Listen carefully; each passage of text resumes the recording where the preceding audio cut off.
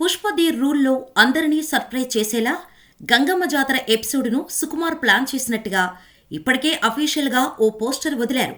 అయితే ఈ జాతర బ్యాక్డ్రాప్ సన్నివేశాల్లో అల్లు అర్జున్ అమ్మవారిలా కనిపించనున్నాడనేలా అధికారికంగా విడుదలైన పోస్టర్తో అందరికీ తెలిసిపోయింది.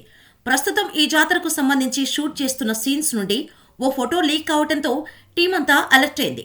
రామోజీ ఫిల్మ్ సిటీలో జరుగుతున్న ఈ గంగమ్మ జాతర షూట్ నుండి ఫోటో ఎలా లీక్ అయిందా అని టీంపై సుకుమార్ సీరియస్ అయ్యాడట.